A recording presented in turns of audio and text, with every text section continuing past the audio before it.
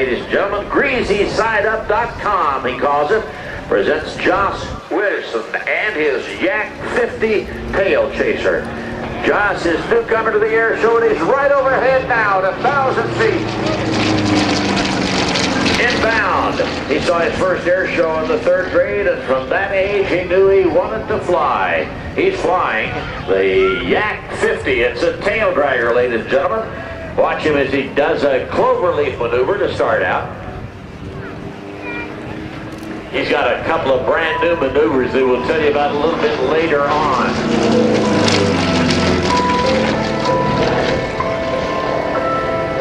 Powerful engine in the Yak-50 as he pulls straight up into the sky over Dover Air Force Base. There's a nice cloverleaf maneuver up there, wing over, changing 120 degrees.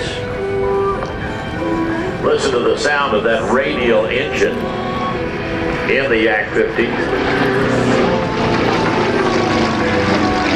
Straight up into the sky now. And over the top.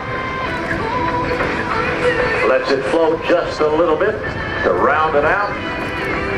And then down the backside of the old Barnstormer's loop. Now he calls this the inside-outside. It's a half Cubanate, remaining inverted and completing the other half with the greasy side up, he calls it, in a -4G push.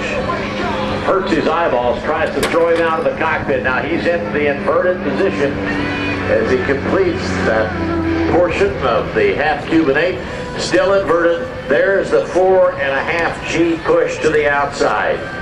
And boy, he's strapped in there with a 5-point harness, but it's still trying to throw him outside the cockpit. He calls this the Snappy Bumpy Humpy. A bunch of rolls and snaps with a bump on the top. Josh really has no idea what's happening here. He just holds on for the ride. You're a pilot going in and a pilot coming out, but here's the Snappy Bumpy Humpy.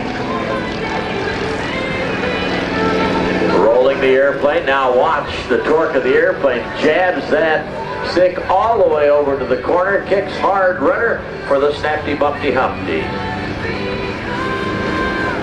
Down the backside now, trading a lot of that altitude for airspeed for a half Cuban with a snap on it, a half Cuban 8.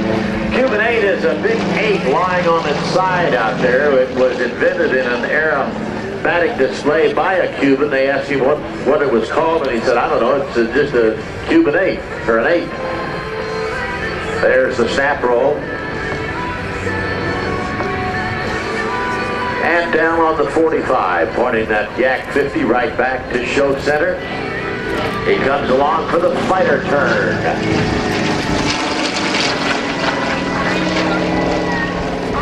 Setting up now for an 8-point loop. A stop sign in the sky, if you will, an octagon, 8 sides to this.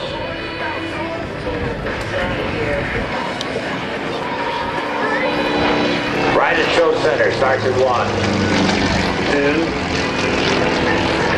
3, 4, 5, 6, 7, and 8. 8-point loop. Once again, a hard turnaround for Josh Wilson. Now, this is what he calls the 7-point roll. You ever heard of 8-minute abs? Imagine doing the same workout in only 7 minutes. Revolutionary. Well, everyone does the 8-point roll, but Josh has revolutionized the maneuver with 7 points. Now, as he brings it back, it's one better. The 7-point roll. 8-point roll, you stop at every 45 degrees around. Here's the 7-point roll.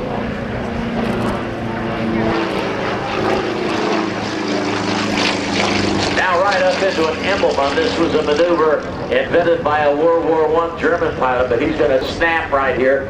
It was invented by a World War I Luftwaffe pilot. It allowed you to change directions while gaining a little bit of altitude.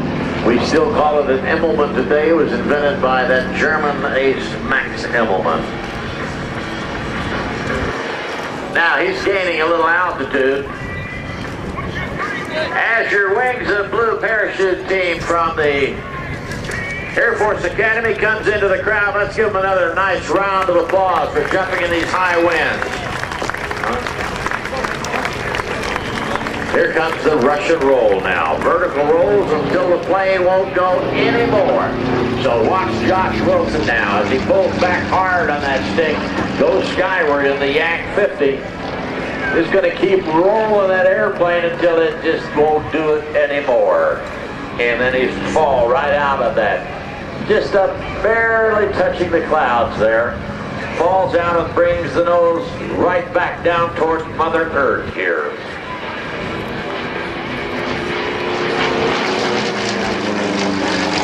This is what we call the avalanche. Big old barnstormer's loop with a snap roll on top of it. There's the snap.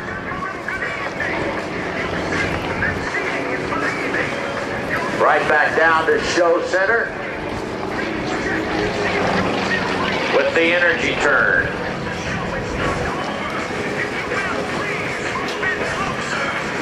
Once again, climbing for altitude, gonna need the altitude to point the nose down, gain speed for the double Immel Fitty Loopy, a maneuver showing the big 420 horsepower of the Yak. It's a double Immelman with a tiny loop on the top of it. Now watch him, he's going to climb up reverse directions, go from the inverted back to the upright. Here we go. Double Immel mini loop.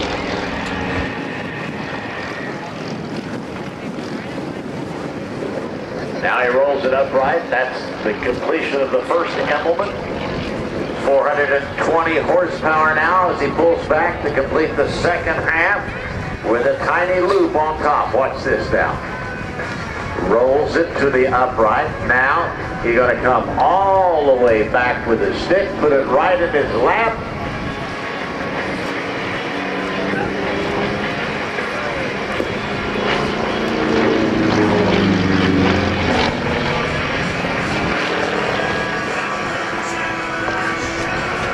Here we go. There's the snap, double, and back to show center.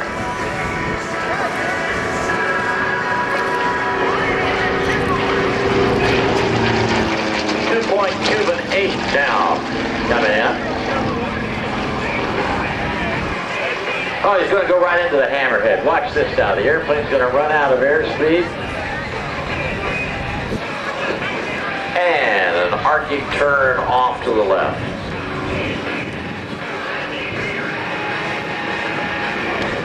This is a rotary engine, ground engine we call it, in the Yak-50.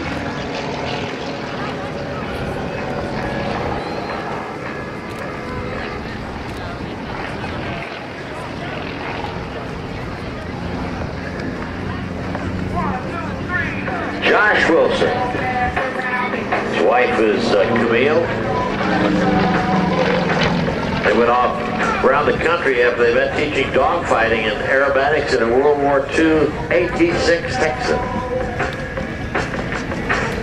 Newly married, they lived in a gooseneck of a company trailer with 2 other employees and saw the country one city at a time, just like the old barnstormers of the 30s and 40s. This aircraft, the Yak-50, built in 1979 as an aerobatic mount, built specifically to crush look at the knife edge pass. A lot of horsepower required to do that, ladies and gentlemen, to keep that airplane flying up there. 360 horsepower. It's got a 9-cylinder radial engine in it, and it has 9G wing loading. You can stretch that airplane up to 9 Gs. And let me tell you something, that's an awful lot of G-forces on the body. A lot more than I could ever tolerate, I tell you that. A couple of housekeeping items as Josh Wilson finishes up here. No smoking on the ramp at any time. No smoking on the ramp at any time. These aircraft are loaded with highly volatile fuel, and we do not want